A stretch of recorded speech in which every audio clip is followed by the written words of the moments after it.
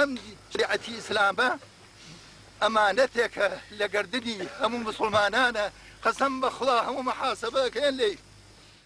مامۆستا عوسمان عەبدولعەزیز لە ساڵی 1922 لە گوندی پریسی سەر بە هەڵەبجە لەدایک بووە، یەکێک لە زانە ئاینی و دیارەکانی کوردستان و دامەزرێنەری بزوتنەوەی ئیسلامی کوردستان لە ساڵی 1970. لە ساڵی 1954 پەیوەندی کردووە بە کۆمەڵی برایانی مسلمانەوە بەهۆی ئەوەی سەرکردەیەکی جیهادی بووە و بەردەوام دژی ڕژێمی داگیرکاری بەعز وەستاوەتەوە دژایەتی کراوە. لە ساڵی 1977 لەلایەن بەعسەوە دەستگیر کراوە و بۆ ماوەی دەمانگ لە ڕومێسا زیندانی دەکرێت. کۆمەڵێک خاڵی مامۆستا مەلا عوسمانیان با بڵێن کۆمەڵی خاڵی بەهێز لە کەسایەتی مامۆستا مەلا عوسمانە وای کردو کە ئەو کەسایەتی وای لێبێ قودوەیەک بێ و جێگەی ئەوە بێ خەڵک چاوی لێ بکا و شوێنی بکوێ. مامۆستا بەهۆی کەسایەتی زانستەکەیەوە زانستیەکەیەوە باڵادەستێکی گەورەی هەبوو، خەڵک لە دەوری کۆ بوو، پاشان کەسێکی لە خواترس و دیندار بوو، جێگەی متمانە بوو، کەسێکی پاک بوو.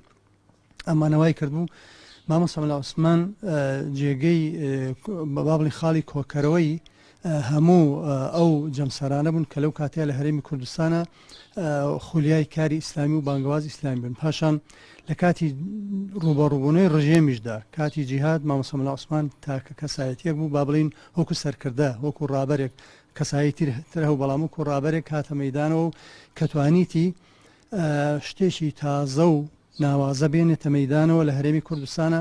ئەویش ئەوە بوو بەهۆی کەسایەتێکەوە کە باسما کرد توانیتی ئەو خەڵکە وەکو بزوتنەوەیەکی ئیسلامی جەماوەری لە خۆی کۆ بکاتەوە کە دژ بە ستەم و زوڵمی ئەو کاتەی ڕژێمی باز. مامۆستا عوسمان عەبدولعەزیز لە پاڵ ئەوەی کە سەرکردەیەکی جیهادی بووە بەڵام هەمیشە وەکو زانایەکی ئاینی ڕۆڵی بەرچاوی هەبووە لە خزمەتکردنی ئاینی پیرۆزی ئیسلام و پێگەیاندنی دەیان زانە و مامۆستای ئاینی لە نێو حوجرەکانەوە.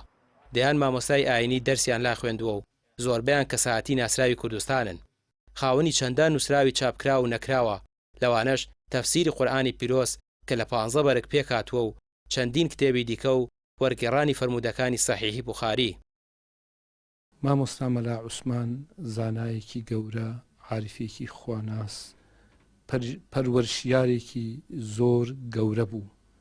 مامۆستا لە تەمەنی 77 ساڵیە وەفاتی کرد، بەڵام 18 ڕۆژ پێش ئەو وەفاتکە کە من لە دەمی خۆیم بیست فەرمووی 57 ساڵ تەدریسم کردووە. مامۆستا مەلا عوسمان زۆربەی ژیانی زۆربەی کاتەکانی ژیانی تەرخان کردبوو بۆ تەدریس و فێرکردنی زانستە شەرعیەکان، فقیان و قوتابیان. بۆیە لە حوجرەکەی مامۆستا مەلا عوسمانە دەیان زانای گەورە هەڵکەوتن کەم مامۆستا هەیە کە ئەو هەموو زانا گەورانە لە حوجرەکەیە بەو شێوە پەروەردەبوو بن و پێگەیشت بن. یەکێک لەوانە کە مەسەلەن لە حوجرەی مامۆستا مەلا عوسمانە پێگەیشت دکتۆر مستەفای پێنجوێنی کە ساڵی پێشوو وەفاتی کرد، یەکێک لەوانە جەنابی مامۆستا عومەر ڕێشاوی، یەکێک لەوانە جەنابی مامۆستا شێخ عەزیزی پاڕەزانی، یەکێک لەوانە جەنابی مامۆستا مەلا لەتیفی بامۆکی، یەکێک لەوانە جەنابی مامۆستا شێخ محەممەدی بەرزنجی، یەکێک لەوانە مامۆستا شێخ محەممەدی قەرەداخی خەتیبی گەورەی شاری سلەیمانی، یەکێک لەوانە مامۆستا شێخ بابە عەلی قەرەداغی کە کوڕی مامۆستا شێخ عومەر بوو، یەکێک لەوانە مامۆستا نووری فارس. بۆیە دەیان زانای گەورە، دەیان پیاوی گەورە کە ئەم مامۆستانە لە ژیانی خۆیانە ڕۆڵێکی گەورەیان هەبووە، هەم لە ڕووی خزمەت بە ئاینەوە، هەم لە ڕووی خزمەت بە زانستە شەرعیەکانەوە شاگرد و فەقی مامۆستا مەلا عوسمان بوون و لە حوجرەکەی مامۆستا مەلا عوسمانە تەخەڕوجیان کردووە.